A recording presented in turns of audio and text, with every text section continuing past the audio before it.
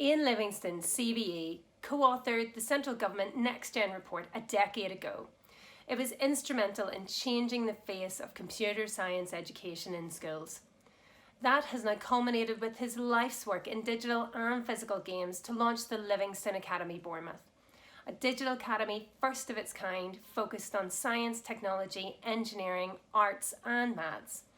Ian joins me to talk about the vital role that immersive learning plays in empowering young people with the meta skills of problem solving, critical thinking and creativity. These are the building blocks for a resilient workforce for the future. Ian Livingstone CBE is calling for schools to embrace games-based learning and digital creativity. Ian has had a successful career building on his passion for games and gamebooks. To address the growing skills gap, Ian has partnered with the Aspirations Academy Trust. They've teamed up to launch the Livingstone Academy Bournemouth, which will be rooted in science, technology, engineering, arts and maths, otherwise known as STEAM. Ian joins me today to share with us what happens when a games-obsessed entrepreneur meets education thought leaders and how they are preparing to upskill the next generation.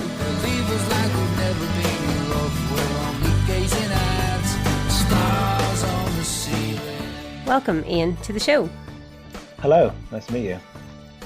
I am very excited to explore this topic with you today, as you have such a stellar career and experience in this whole area of games and the creative industry. And that's, I guess, where I wanted to start with you, Ian, today, if you don't mind. If you could talk to us a little bit about the size of the challenges that are facing the industry in this increasingly, and now in this post-pandemic or currently pandemic digital world that we're all having to exist in.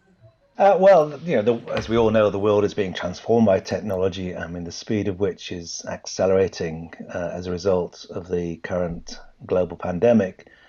And again, as we all know, digital technology plays a huge part in everything we do, from what we buy to the way we communicate, as we're doing right now, to the way we work and shop and entertain ourselves. And so, for my mind, we have to create a workforce that is in sync with the 21st century. So it's really important, to my mind, that that children are able to operate in this new world order. So we need to move them really effectively from the passenger seat of technology, where they just consume content, to the driver's seat to allow them to create content.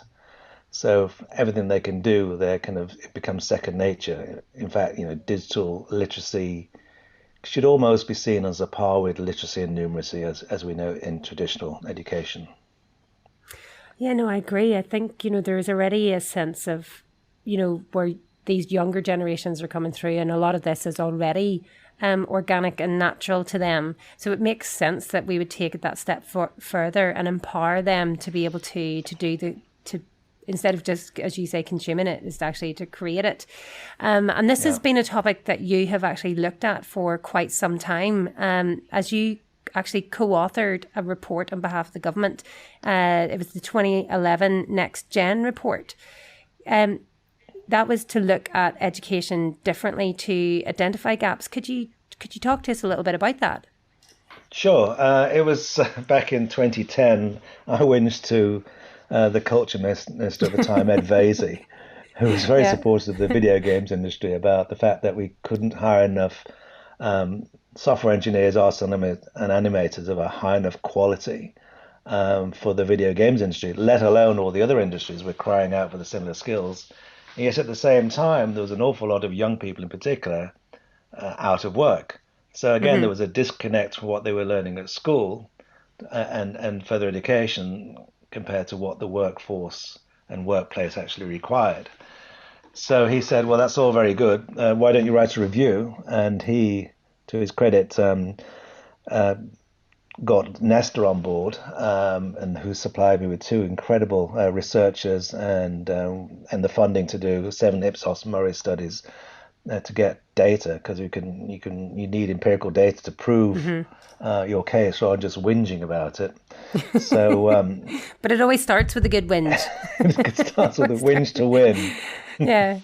And so we conducted the report and we made 20 recommendations. I mean, we found that secondary education wasn't the main problem. It was what children were learning at school. And ICT, as it was then, was largely a strange hybrid of office skills, boring kids to death with Word, PowerPoints, and Excel, using other people's software, giving no insight how to create their own software at all. And our two main recommendations in Next Gen were, one, to have computer science in the national curriculum as an essential discipline, and to have the arts to count and the EBAC, because the arts we found was being marginalized. It wasn't a necessity to be part of the league, the league table assessment. Yeah.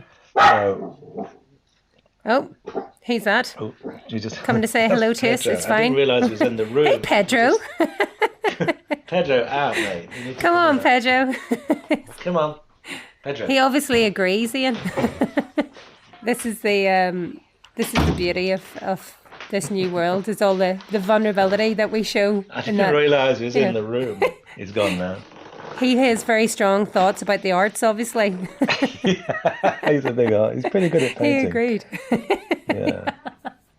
Love it. Pedro's paintings. You were talking about the arts being marginalised, so you felt it was important that it was, and it wasn't being part of the league tables.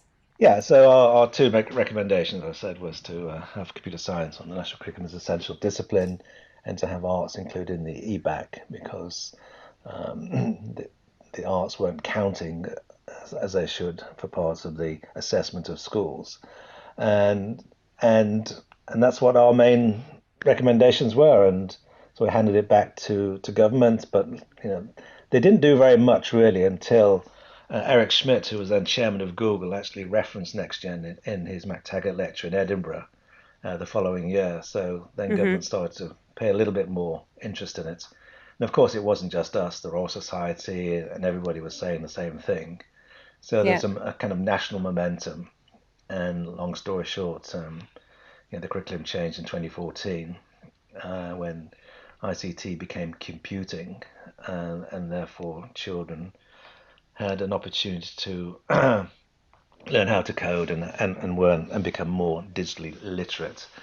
I mean, this was nothing new. I mean, it should have never been in such a state, ICT, as it was then, because in the 1980s, the BBC Micro was a cornerstone of computing in schools, and everybody had a Sinclair Spectrum, an affordable programmable computer. And that, in effect, was one of the contributors to how video games became such an important industry to the UK, because as a naturally creative nation, look at our film, our fashion, our music, and now, of course, our games. You put an affordable programmable computer into the hands of a creative person, hey presto, video game. So these computers should be seen as a device in which to create, not an end in themselves. So we wanted people, as I said, to be using to learn how to create, not just to consume. And like, if we think about, if you're saying that was happening in the 80s, and even before that, obviously Britain has such a stellar history in the world of computing. What happened between the 80s and the noughties that took us back, do you think? I mean, I'm a 90s secondary girl, so I was the girl that was on the computer, doing the word processing in the fancy word processing suite. Didn't learn a thing about computers. But the problem was, I think there was a few problems. One, I think the schools were worried about accessing the internet and also risking breaches of their defenses digitally. And then Microsoft was very willing to give everybody Office as part of as a provision for schools. So it kind of just moved slowly from creating own technology to using other people's software, and that had a really detrimental effect on creativity. Unfortunately, most kids were digitally native, so they're brought up on stuff. They don't need to spend more than a couple of weeks learning how to do PowerPoint or Word, and they certainly don't need an examination a year later. definitely not. So your report that you wrote back in 2011, that did influence educational policy, as you've said, and it changed in 2014 the curriculum to computer science. So we're now 6 years on beyond that change and 10 years on beyond the report. So can you talk to us about some of the impacts that you're now seeing filter through the education system as a result? Well, it's been kind of good in one sense that people have understood the problem that needed to be addressed, i.e. to get children creating again in the digital format. But unfortunately, the way assessment works in education, it's had a kind of a negative effect on it, because it seems to me that DfE wants to have a standardized metric by which they can judge one person against another with a standardized test. And that means you have to kind of strip out anything that's subjective or personal. Therefore, being able to create content, make a game or build a website or do something in robotics or whatever they might do creatively as part of a project cannot be assessed as part of the examination. So the examination itself is quite dry and kind of really misses the point and the opportunity to inspire children to be digitally creative. So hopefully we'll get there. It's a great shame that this great opportunity is being missed. Yeah, I suppose it's like anything that we, you and I both live in technology, and it's that iterating, but it's the pace that I think the education system iterates is maybe 5 or 10 years behind. But yes, looking forward, hopefully they will do something more creative and innovative in that space. But let's talk about you. The thing, we want children to be work ready and world ready. Robots and artificial intelligence are going to take all the jobs that involve any kind of repetition. So there's no point in teaching children like robots, because they won't be able to compete with the real thing. Yeah. So we've got to make kids the ability to give them the ability to think and problem solving and critical thinking and creativity skills, and they're inspired by that, because a lot of children love learning but hate school, and yet we tend to kind of suppress that creativity, all in the cause of creating this standardized metric which we call an examination. So it's a kind of you're able, you're less able. You can go to university, you can't. But it's that standardized test is crazy, because we're not standardized human beings. People, no, we're all very, very unique, and it's that uniqueness that sets us apart, as you say, from machines. So the report, obviously, we know what the government, the centralised government, did, but what did it lead you to do? I'd be interested to know about what path that put you on. Well, that's a story in itself. I thought, having achieved the objective to get computing on the curriculum, that would be it. But of course, some of my friends and colleagues said, "Oh, that's all very well. Surely you now need a flagship school to put into place what you've been whinging on about for the last few years." So that was like a red rag to a bull to me, because I can never resist a challenge. So I set off to set up a foundation, the Livingstone Foundation, with a view to opening my own school, and obviously very quickly realised that I wasn't cut out to run schools. I make games and video games and board games, and I'm very happy and able to run those kind of companies, but I've got no place running schools. So what I did end up doing was teaming up with Aspirations Academies Trust, and I'd met Steve and Paula Kenning at an education event, and I think they'd heard some of my or read about some of the things I've been saying. They'd attended one of my talks, and they said we should do something together, and that's how the relationship started. In that now Aspirations Academies Trust will be running the Livingstone Academy in Bournemouth. So we know now a little bit about Steve and Paula's experience of their journey in running schools, but let's pause and learn a little bit about why they may want to partner with you and adopt this pedagogy that you mentioned, and also why the government actually asked you to take the lead on the Next Gen report. I've read and watched quite a few pieces of research on you, and you've had an incredible career in the physical and digital games industry, with some of the most iconic games of our times. And I wondered if you could give us a bit of a whistle-stop tour of your career. You're sitting comfortably. It could take some time. I'll try and be as brief as I can. It started back in 1975 when I started a company called Games Workshop with two old school friends. We met back up in London, having been at school in Altrincham. We met back up in London and had pretty boring jobs, and decided to start our own games company because we were all games hobbyists.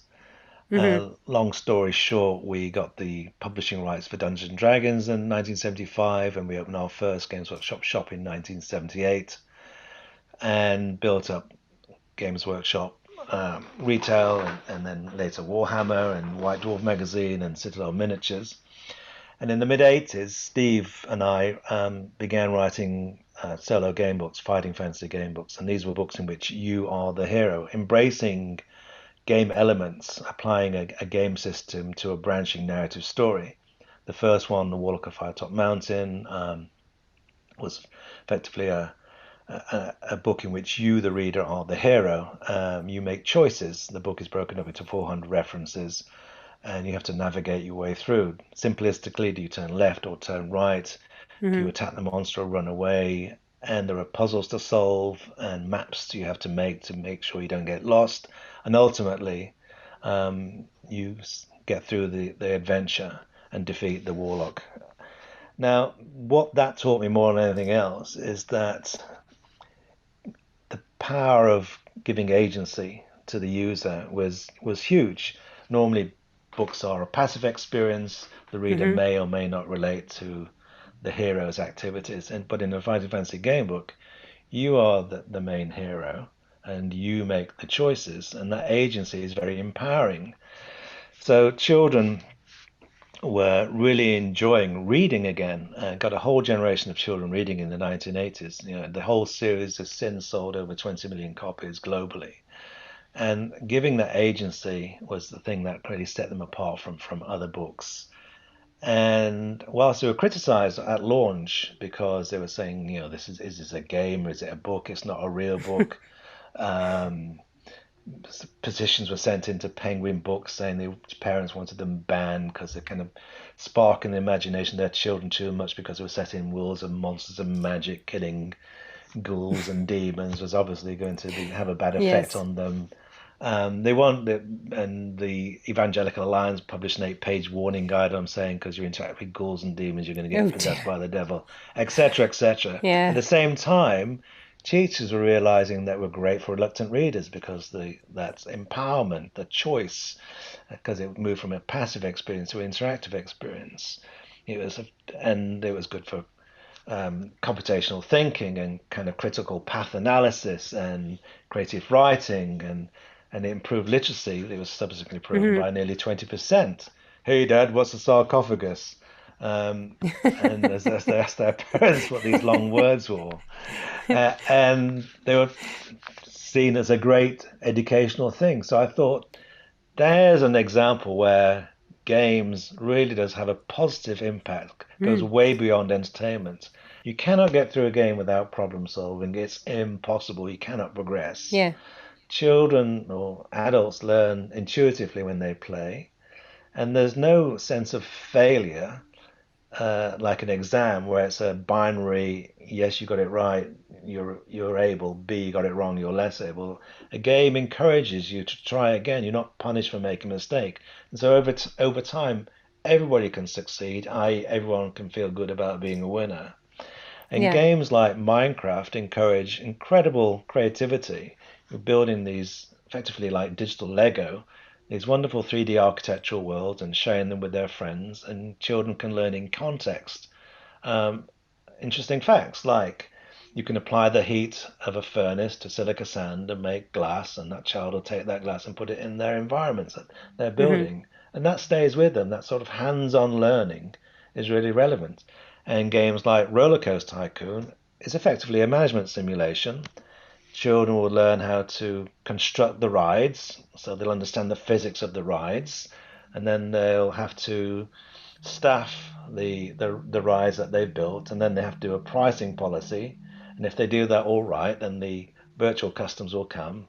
And if they don't, then they tweak the parameters until they get it right over time. So again, everyone becomes a successful at what they're doing. So this is effectively a multidisciplinary, cross-curricular management simulation. And so again, games act as a contextual hub for learning. It's not a single siloed subject, which probably is going to bore a lot of kids as they're talked at about subjects they don't particularly relate to. But if they're actively engaged in learning in a cross-curricular way, doing effectively a project by using games-based learning in the classroom, that adds that sort of dimension of authenticity and context, which is often lacking in the classroom, to my mind. So again, games is an exemplar of that very thing. And if you think about pilots when we're ever allowed to fly again, think about that pilot, how they learned to fly. Would you prefer that they learned how to fly by reading a book? What do you do now? Is it move the aileron 15 degrees? Or using simulation software, which is effectively a game without the scoring. So there are so many good things about games that people never think about as going way beyond entertainment and, in fact, a great learning tool. Yeah, I mean, I think you just said a really lovely line there about to park your prejudice. And I think that's just an incredible thing, because you've just described so many other sort of skills that employers, people, life learning, that we need. We need computational thinking, we need improved literacy, we need problem solving. These are all the skills that will set us apart and allow us to thrive in this new sort of digital world that we're living in. Exactly. And let's talk about the sort of the so you did the fantasy game playing books, and then you went on to move into the digital world as you were looking for new opportunities. So tell us a little bit about that. And I still want to link this back to the learning, but Lara Croft, I don't know anybody in the world who doesn't know of Lara Croft in many of her genres. But that was such a landmark moment for games. Can you tell us, first of all, how did you come across it, and then why was that such a moment in time for your industry? Well, when I started out at Games Workshop in the early 90s, I wanted to move pretty quickly into video games. I'd already designed the lead product for a startup in 1985. Startup was called Domark. I designed their lead product, which is called Eureka. And when I exited from Workshop, I joined Domark and invested some money and became vice chairman of the company, and looked at this new challenge of getting into the digital games industry as opposed to the analog games industry. And long story short, again, we put 4 companies together, which we floated on the London Stock Exchange in '95, and that created this company called IDOS Interactive, IDOS PLC. And we had an opportunity to buy another UK company called Centre Gold. And when I did a tour of all the studios, I drove up eventually to Derby to visit Core Design, and they showed me all their games in development. And the last one they showed me was, I guess you could say in a corny way, it was love at first sight. There was this incredible character on the screen, jumping around, solving puzzles, adventuring, and that character, of course, was Lara Croft. But this was the milestone, effectively, in gaming history. Traditionally, games were side-scrolling, 2D side-scrolling games where the character moved from left to right. There was no depth. And here's one of the very first characters with a 3D character moving into the screen, into the 3D world. So you felt like you're really in control of a movie, as it were, albeit the graphics were not movie quality. But the game had, a fantastic graphics, great technology, puzzles, adventuring, combat, and of course the character Lara Croft, possibly one of the first, obviously the most well-known female character in the games, in a video game. And I guess all the stars were aligned, so we bought the company. Eidos had bought the company that was developing it, called Core Design, and we launched the first Tomb Raider in October 1996. And we had no idea how successful it was going to be. I think we thought we'd sell 100,000 units, and we sold over 1.5 million units in the first year. Yeah, and the franchise that it's grown to be and continues to be. Yeah, incredible. Huge. 2 movies, licensing, merchandising. Laura has survived the test of time like James Bond. She's first came, it's nearly 25 years since the first one. If you're enjoying the podcast, simply hit the like and subscribe button on your favourite podcast platform. If you have the time, leave us a review. You can do that really easily by going to ratemypodcast.com/fastforward. From a consumer point of view, you can absolutely see, the incredible journey that's been on. But from a business point of view and an industry and skills point of view, what new level of what nuance did that then lay on to the new demand on skills that was going to come through your industry? And how has that, if we take that back to education, where does that go then within the school system? Well, again, it was that...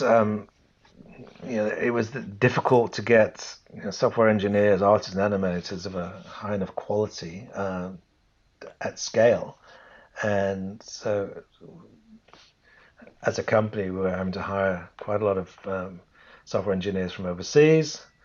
At the same time, urging the universities and schools to move the children and students from, as I said earlier, from consumption to creativity. And so that was an even greater demand now. I mean, that problem still exists today. There are games industry, the video games industry in the UK is a great British success story, and yet access to finance and access to talent still remains challenging. I think what's interesting there is that we're 1996 you launched Tomb Raider, and we're then 25 years on, and those are still the biggest concerns that employers are saying that they have when it comes to young people, is the lack of talent that is out there, or the skills that they have. It is. They can play a game, they can't make a game. They can look through a website, but they can't build a website. So ICT, as was taught, was effectively teaching children how to read, but not how to write. And that's where the disconnect was. People couldn't see the difference between consumption and creativity, and yet they knew they couldn't build a game, even though they enjoyed playing it. And I think not just for the games industry, it's for every industry, whether you're designing a jet propulsion engine or a new car or fighting cybercrime. Code is at the heart of everything. Yeah. So it's something that has to be absolutely part of the school's agenda. Now, not everyone's going to become a coder, of course they're not, but they need to understand how code works. Yeah. I can't actually code, but I know what good looks like in terms of coders. And getting back to the game industry, if we're talking about what's going to happen in a post-COVID world, we're going to be increasingly inside a network society driven by technology and digital creativity. And the games industry is one of the very few success stories during this pandemic. Revenues are up globally, and it's been business as usual for development, as developers being able to transition to working from home using cloud-based development platforms. So I don't know of any, I'm sure there might have been, but I don't know of any video games companies that have had to furlough their staff because they're being able to carry on working as business as usual. So the content consumed is digital, and the content being created is digital. So the video games industry effectively ticks all the right boxes for the post-COVID digital economy. It's high tech, high skills, instant export story. The second it hits the App Store or Steam or digital console, it's probably 90% export story. It's regional. It doesn't require it to be based in London. It's intellectual property creating. Its time has arrived, and yet a lot of people still think the games industry and these kind of weird digital industries, they see them, is somehow not a real industry. and it absolutely is the future of the digital economy. Yeah. I think it feels like the games industry, the people that work within it are almost like, lightning years ahead of the rest of us as we all try and catch up with, the understanding how these things are interlinked. It's almost intuitive to you, but the rest of us need to catch up with it. But again, looking at today's children, they're born digital natives. Everything they do, they interact with. They use prolific use of social media. They're on their devices a lot of time, perhaps too long, too much for a lot of parents, understandably. Yeah. You have to have a balance in life. And so everything they do is interactive, and therefore they want their entertainment to be interactive. So Final Fantasy game books resonate with children because they're interactive. And of course, video games resonate with children because they are interactive. It's this agency, this feeling of hands-on, I can do. And therefore, they want interactive education. They want to learn in an interactive way, where they can be part of a project, a team, involved in something where their curiosity can lead to their learning, rather than being a passive receptor of whatever is being given to them. So, like it or not, children prefer games to TV. They prefer games to film. We're living in an interactive world. Embrace it. Yes. And I think maybe if we just really drill down into, what you're talking about, that, agency, that feeling of agency can do, which, children experience through role play and strategic games. When you apply that into the context of education and you apply it in the right way, so that, parents aren't concerned about them wasting time on, purposeless games. But when you take that concept into education, like, what are the key critical work-ready skills that children will come out with as a result of deploying that in an educational setting? Well, the Livingstone Academy, I hope children will we have to serve the national curriculum. There's no getting away from that, of course, and we're going to do that. But we're going to hopefully do it in a much more interesting and hands-on way.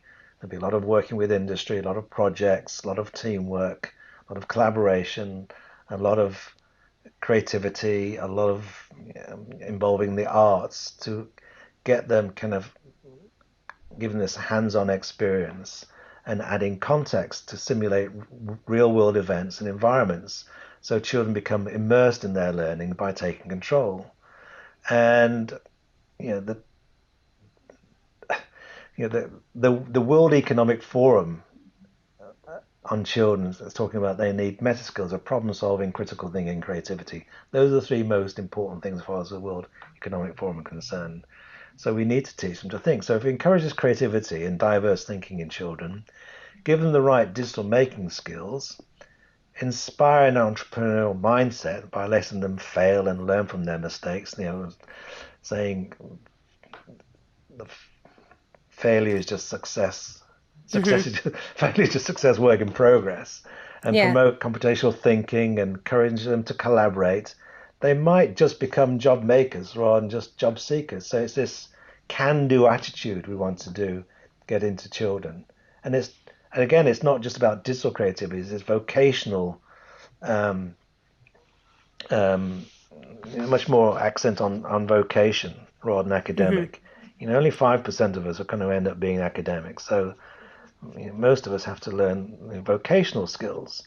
So again, this can-do, hands-on approach. So we want to have know-how on a par with knowledge, and we want skills on a par with qualifications. So no matter what you go on to do when you're leaving schools, you feel you have abilities and skills to be able to meet the demands of this increasingly fast-changing world. Yeah.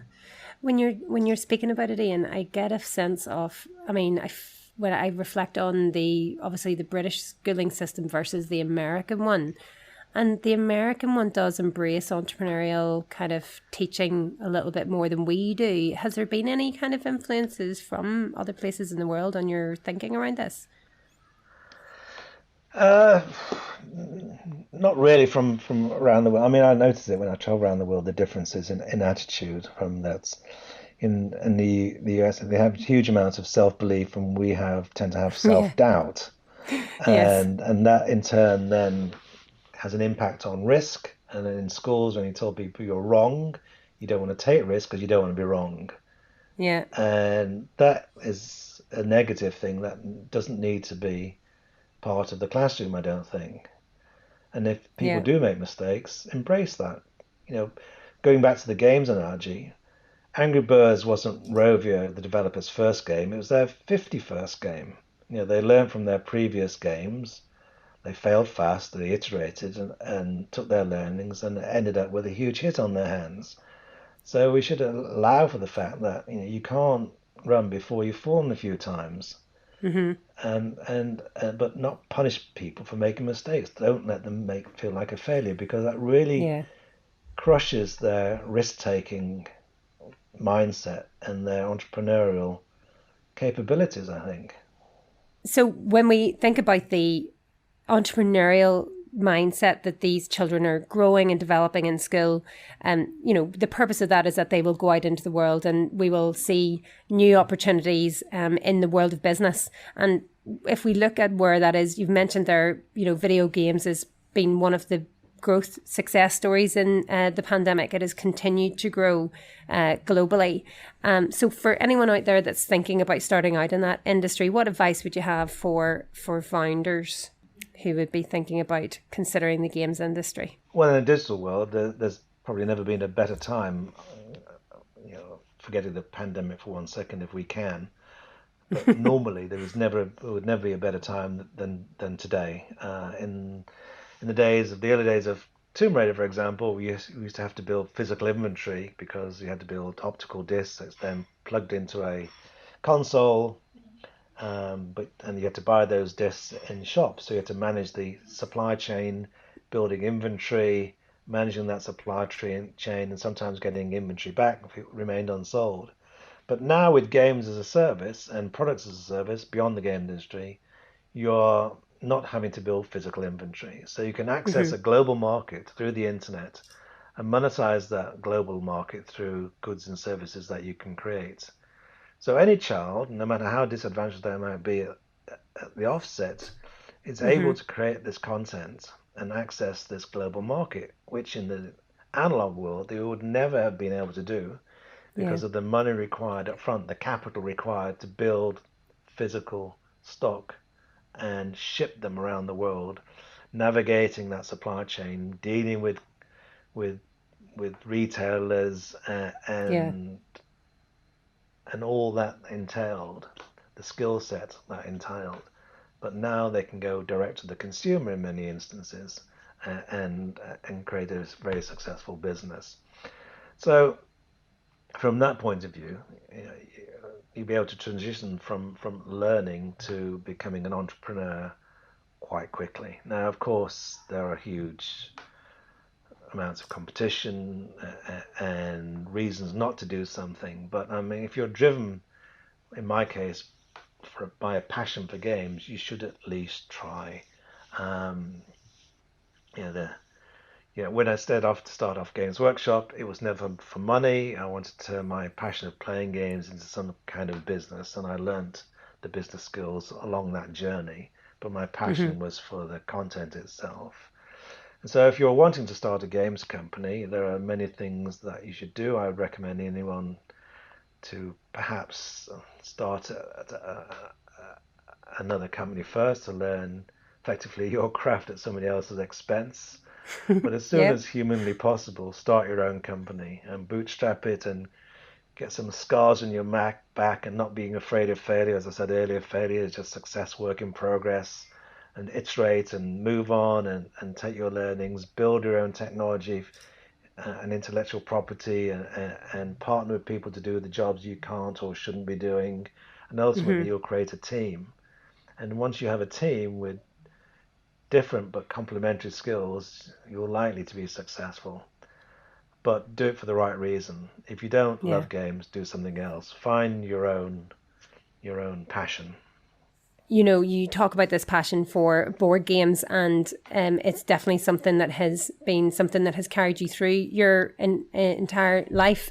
And certainly it's carried me through the pandemic, because myself and my brother-in-law, my sister, have bubbled together, and we have played, Monopoly, Muffin Time, Cards Against Humanity, but now the government, during the pandemic, when you need these games the most, the advice for Christmas is not to play them because it'll reduce contact. What are your views on the recent board game news? Well, I think it's a very bizarre thing for the government to say that you shouldn't play board games, because they are wonderful for social cohesion and entertainment in the home. And as long as you've obeyed the correct bubble criteria, there's absolutely no better way to spend a post-Christmas lunch than playing a board game. I've got a collection of over 1,000 board games in my house here, and we'll be playing board games at Christmas a lot. But I mean, again, it's part of the negativity that often surrounds games, and not seeing their social value, their cultural impact, and obviously their economic impact on the UK economy in a positive sense. And video games, I think, slowly the perception is moving in our favour. I'm chairman of Sumo Group PLC, based headquarters in Sheffield, and we've seen the popularity of games through Sumo really increase in recent times. And it wasn't that long ago when the World Health Organization warned of a kind of a gaming disorder. Right now, they're talking about how games are bringing people together. They can engage not just in playing, but hanging out as a community inside games, meeting people and playing with people inside games. And they're seeing the cohesive bringing together of people through a medium which we call video games. So board games and video games go beyond entertainment. They're huge fun. We learn through play, and we should embrace them. You're never too young to start, and never too old to stop. If we can't play, we've lost our spirit, I think. We learn through play. When we enter this world as babies, we interact with it. Playful and playing is in our DNA to learn. Now, last question. So, the nasty one. This is a podcast that's dedicated to helping people grow and develop their businesses and answering the challenges that keep them awake at night. So we always like to finish on some advice, Ian, for entrepreneurs. And as we've already discussed throughout this whole podcast, board and video games are very fierce competitive markets. So what would your advice be to anyone that has one of those ideas that is thinking about bringing out a new product, and how would you make it stand out?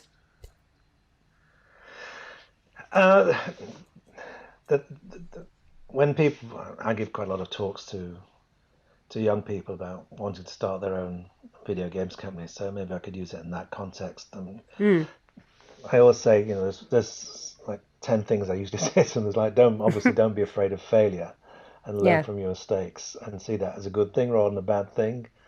They should retain ownership of their intellectual property. So often as I've seen the case where companies have had to trade away their IP for project finance, and they end up being a work for hire. They don't realize the value of what they've actually created. Ideas are cheap. That's the main thing I would say. It's the execution of the idea that's the hard bit. So there's no point in talking about what you're going to do forever and a day. Go out and do it. But if you do fail, see that as a plus. So you got to try and also dare to be different, and be yourself and follow your heart. I wanted to be a games maker, and everyone was saying, "What a stupid idea that was." Well, it wasn't. But if you were passionate about it, you're not bothered about criticism or, in the early days of Games Workshop, Steve Jackson and I had to sleep in a van for 3 months because we couldn't raise any money through traditional ways, and we didn't have any money. You go to the bank manager and say, "Oh, we've got this great game. It's called Dungeons and Dragons. You kill monsters and find treasure, and you go these fantastic journeys of the mind." And he looked at us like a dog watching television. He had no understanding of what we were talking about. His head was moving all over the place. He couldn't wait to get rid of us.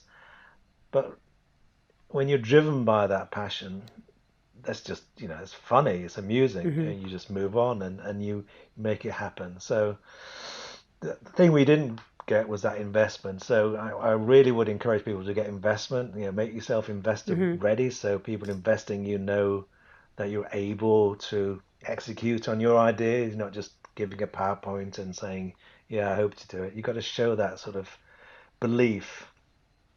So you need to understand the business of creativity and understand business.